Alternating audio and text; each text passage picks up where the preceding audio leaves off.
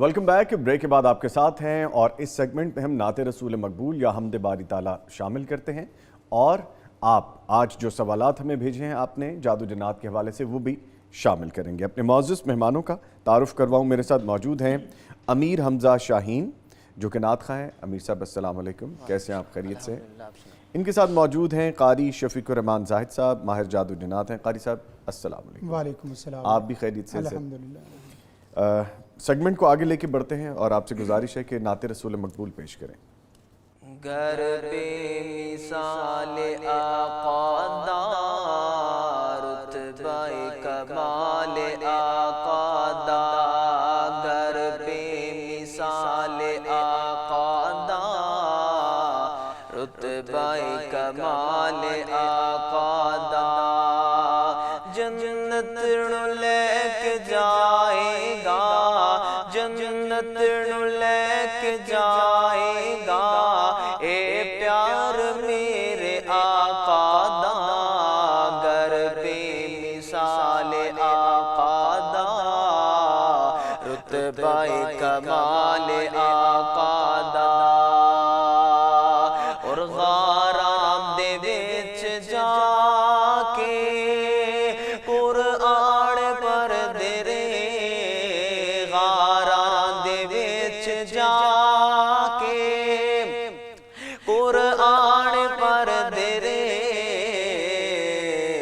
امت دلئی دعا سرکار کر درے.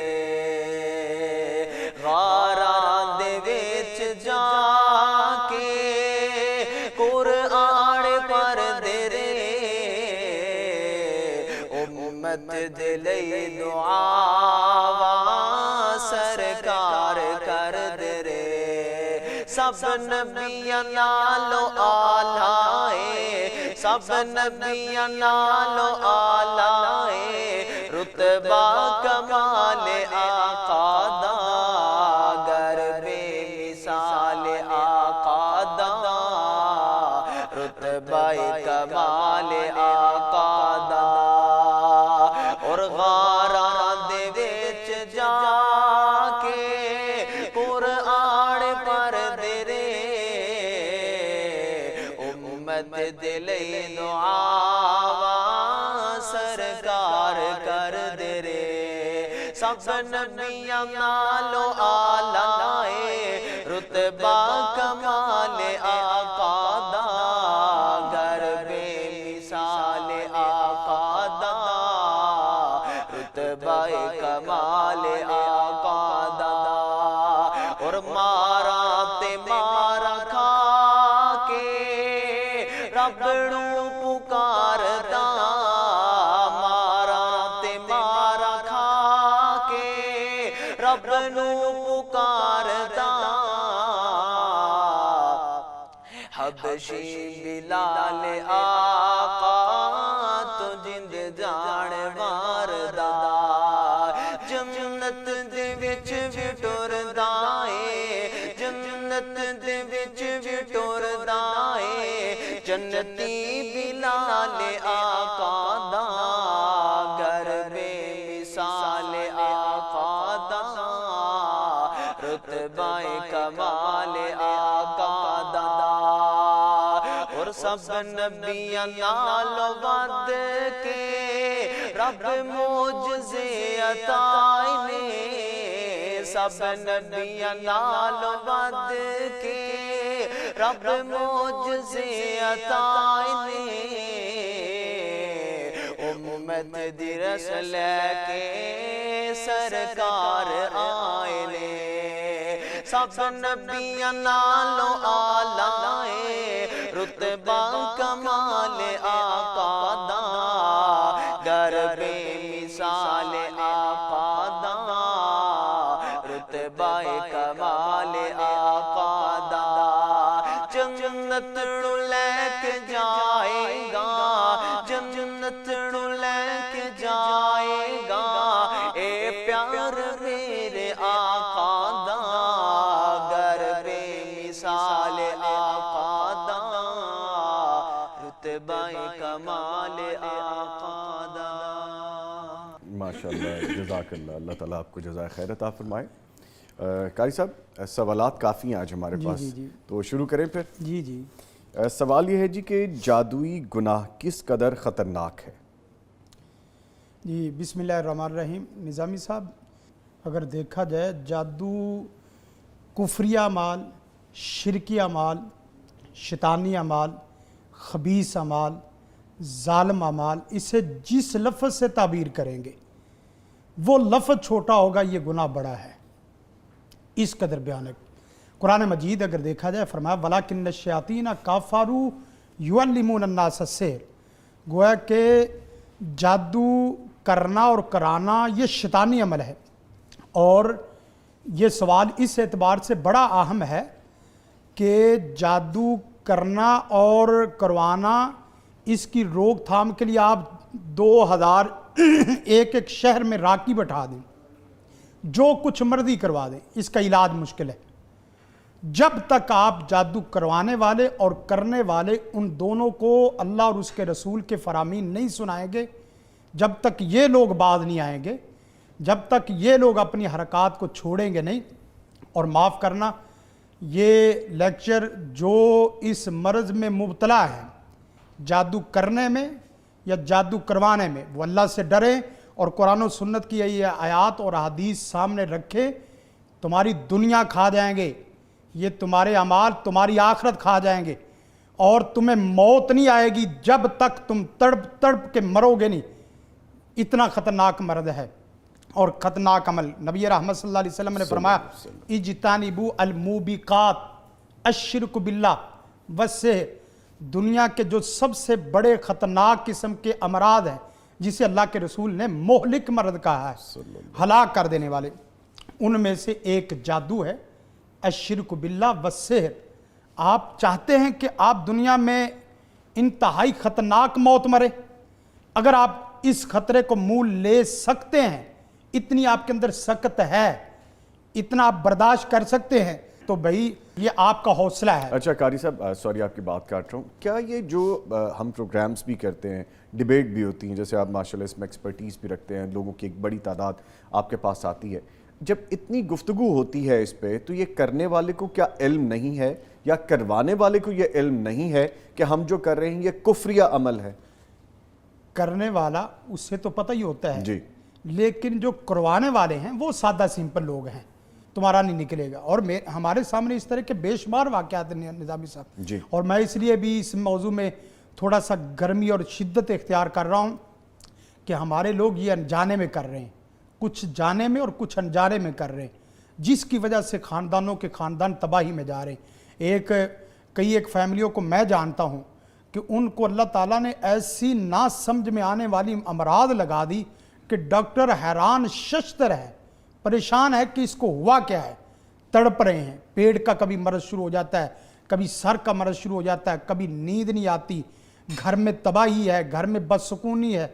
ये सारे अमराद यानी एक के बाद दूसरी परेशानी दूसरे के बाद, हाँ, एक के बाद कंसेक्यूटिवली आ रही है। और जब तक वो अल्लाह से तौबा नहीं करेंगे और जब तक वो अपने किए हुए जादू वाले अमल से माफ़ी नहीं मांगेंगे और उस आदमी से अल्लाह के हुजूर तौबा इस्तग़फ़ार साथ नहीं करेंगे, तब तक ये मैं अल्लाह शाहिद है, ये लोग अपने अंजाम से डरे। अच्छा कारी साहब, जिस तरह आप फरमा रहे हैं, आपके पास बहुत से केसेस भी आते हैं और आप रहनुमाई भी फरमाते हैं, जैसे भी आप फरमा रहे हैं।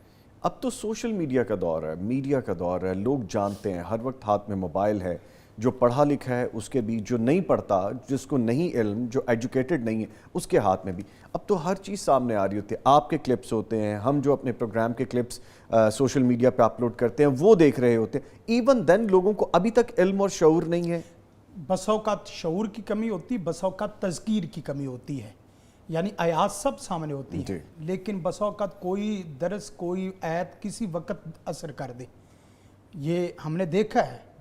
तो कुरान मजीद की आयात और बिलखुसूस ये अहदीस नबी रहमत सल्लल्लाहु अलैहि वसल्लम ने फरमाया लैसा मिन्ना मन तताहरा औ तुतुहिर लहु औ तकाहना औ तुकुहिन लहु औ तसहरा औ तुसहिर लहु। उस आदमी का हमारे से कोई ताल्लुक ही नहीं है, उसका उम्मत से कोई ताल्लुक ही नहीं है जो आदमी ये कहानत करता है या करवाता है, जादू करता है या करवाता है। और इसके साथ साथ یہ شرک یا کفری عمل جو کرتا ہے اور کرواتا ہے اس کا ہمارے سے کوئی تعلق نہیں۔ کتنے لوگوں کو میں نے دیکھا، ہم نے دیکھا، پیچھے ایک جگہ ورکشاپ تھی، میں نے چند ایک کو یہ حدیث سنائی، آپ یقین کریں اسی حدیث کے سننے سے وہ لوگ توبہ استغفار کر گئے۔ کتنے لوگ ایسے ہوتے ہیں یعنی ان کو وہ ادراک ہی نہیں ہے وہ جو کر رہے ہیں وہ غلط ہے، کتنا بڑا خطرناک کام کر رہے ہیں۔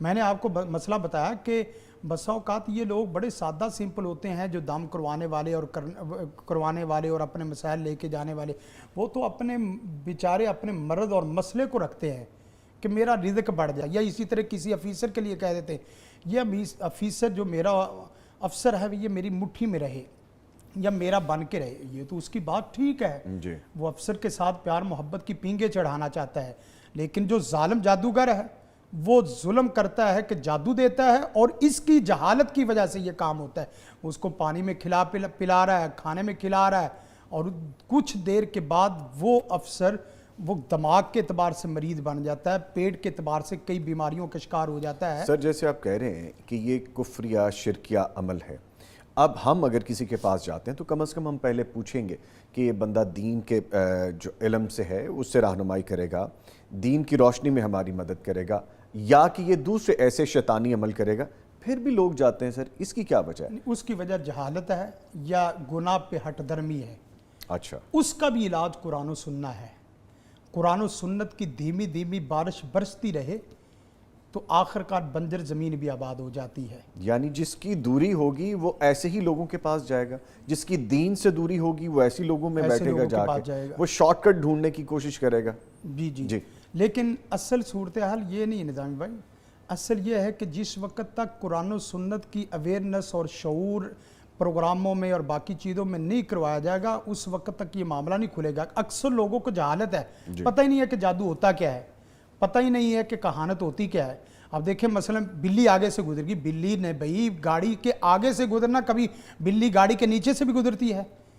کوا کالا کوا ہو تو اب کوا کالا ہی ہوتا ہے، اب کووں کو ہم پینٹ کرنا شروع کر دیں، بلیوں کو ہم پینٹ کرنا شروع کر دیں، تو یہ سارے مسائل یہ صرف جہالت کی وجہ سے۔ اور کتنے جگہ پہ ہم نے جس وقت یہ موضوع بحث بنایا، آپ یقین کریں کہ کتنی مساجد ایسی ہیں، آپ جانتے کتنی مساجد ایسی ہیں جس میں یہ موضوع باقاعدہ زیر بحث لایا جاتا ہے، یہ موضوع خطبات کا حصہ ہوتا ہے، یہ موضوع علماء کے دروس کا حصہ ہوتا ہے۔ بہت کم ہے، ایک مسجد کو دیکھنے 2 سال 4 سال سے اس موضوع کے اوپر کوئی اویئرنس نہیں ہے، کوئی لیکچر نہیں ہے، کوئی ورکشاپ نہیں، کوئی درس نہیں۔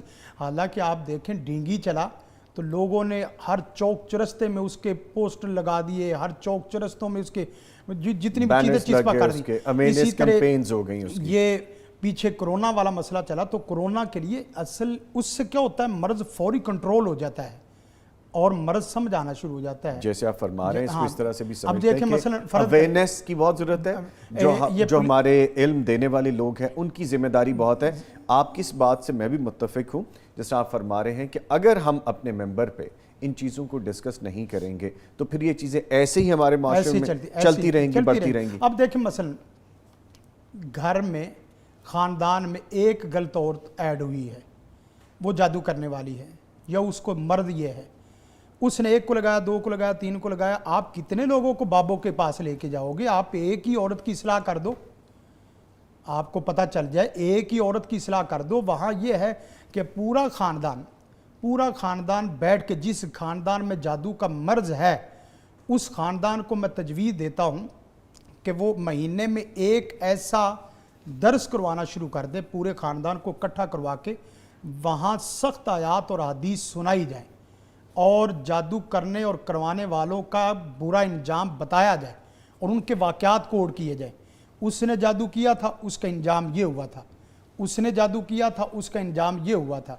تو یقین کریں اکثر لوگوں کے امراض ادھر سے ختم ہو جائیں گے۔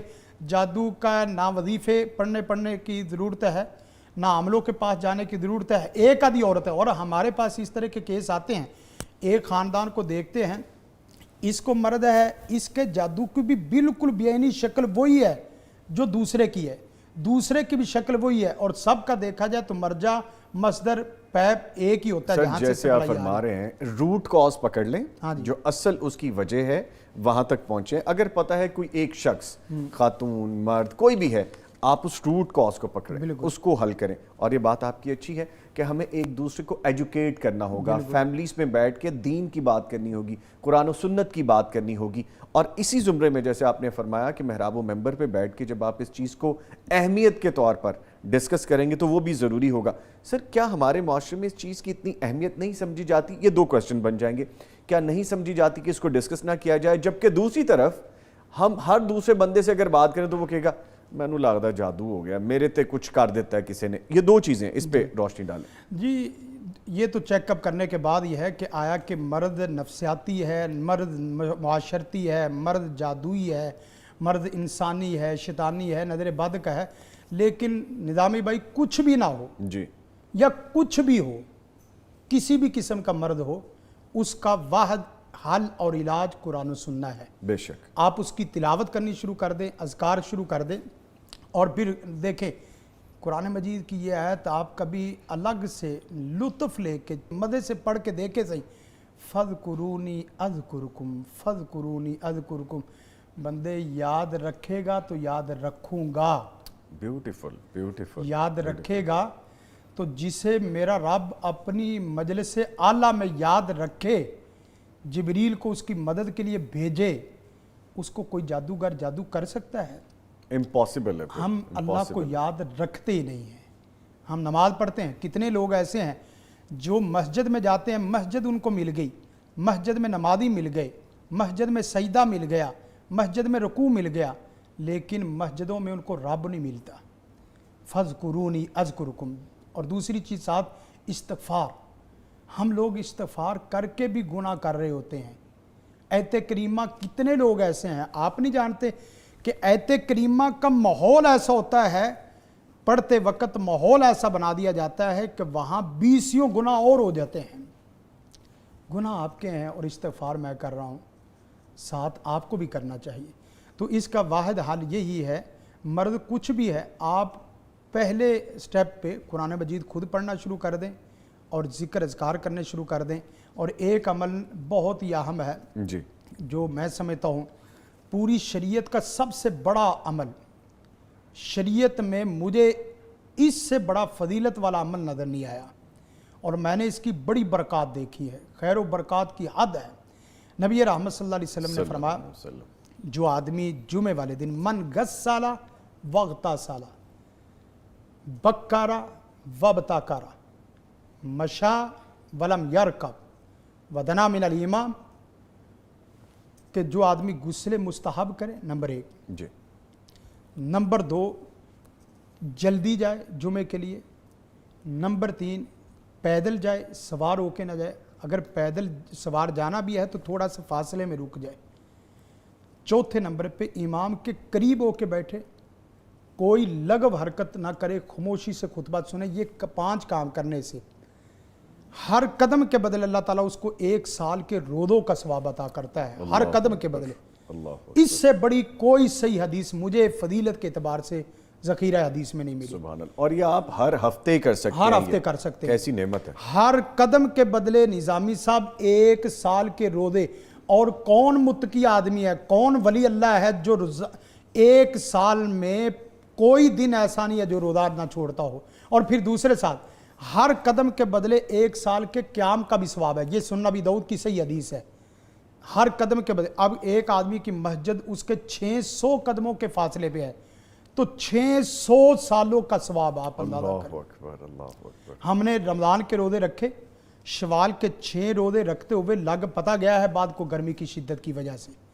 تو جو آدمی یہ عمل کرتا ہے، اس عمل کی برکت کی وجہ سے، خیر برکت کی وجہ سے اللہ تعالیٰ اس کے اندر اندرون برون کے جتنے مسائل ایسے صاف ستھرے کر کے رکھ دیتا ہے، اور اس کو جمعے کی عظمت، برکت، رفت، بلندی سارا کچھ عطا کر دیتا ہے. آپ یہ عمل کر کے دیکھیں. ہم تو ویسے جادو کے توڑ کے لیے 2 عمل بڑے اہم ہیں، جی. روزہ اور دعا. روزہ اور دعا. اور یہاں تو روزوں کی لائنیں لگی ہوئی ہیں، یہ اللہ کی تعالیٰ کی طرف سے پورا پیکج ہے. تو جو آدمی یہ عمل کرے، اللہ کے فضل و کرم سے آپ یقین کریں اس کے گھر میں پریشانیاں نہیں رہتی، اس کے گھر میں بدسکونی نہیں رہتی. اور اس کے ساتھ ساتھ ایک اور کام، جی. جس آدمی کو چاند دیکھنے کی دعا ہر مہینے پڑھنے کی عادت پڑ جائے. چاند دیکھنے کی, صرف چاند دیکھنے. چاند دیکھنے کی دعا. آپ تجربہ کر کے دیکھ لیں, تجربہ کر کے دیکھ لیں.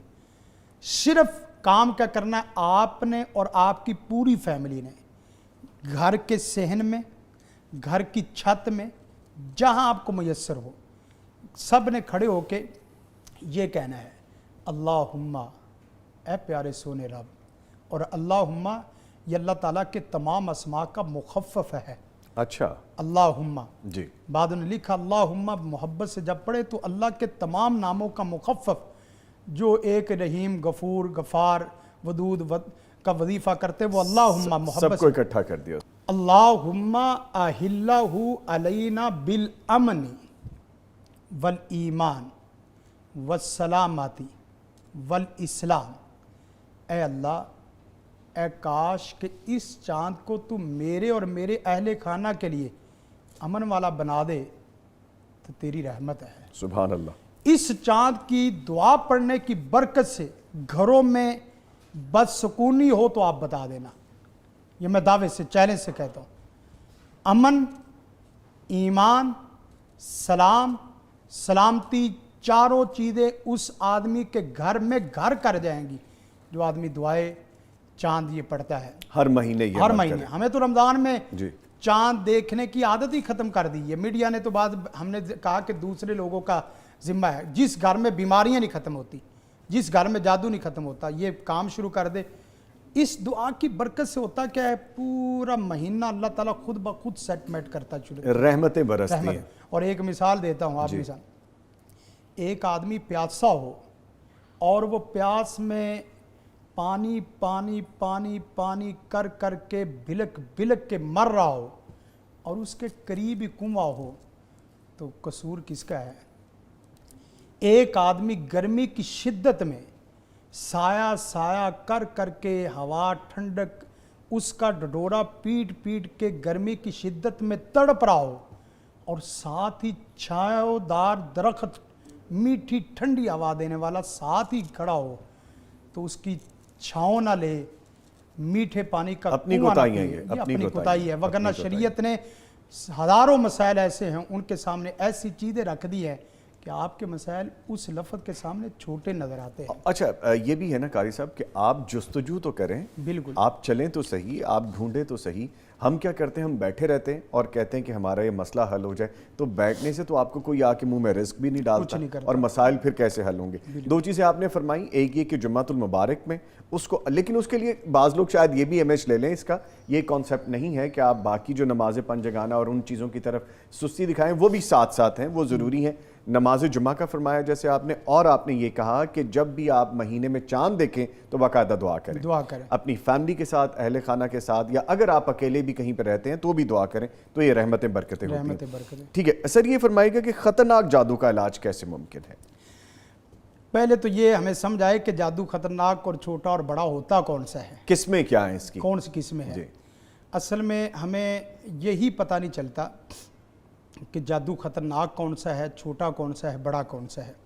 سب سے بڑا خطرناک جادو یہ ہے کہ جو آپ کو اللہ سے دور کرنا شروع کر دے, اللہ اور رسول کے متعلق شکوک و شبہات پیدا کرنا شروع کر دے, اللہ کے متعلق مایوسی شروع کر دے, اور اللہ رسول کے متعلق اور قرآن و سنت کے وظائف کے متعلق بدظنی پیدا شروع کر دے. اللہ بچائے ہم کو اس طرح کے. یہ سب سے خطرناک جادو ہے, حتیٰ کہ یہ جادو بندے کو پھر خودکشی کرنے تک مجبور کر دیتا ہے, خودکشی کرنے تک.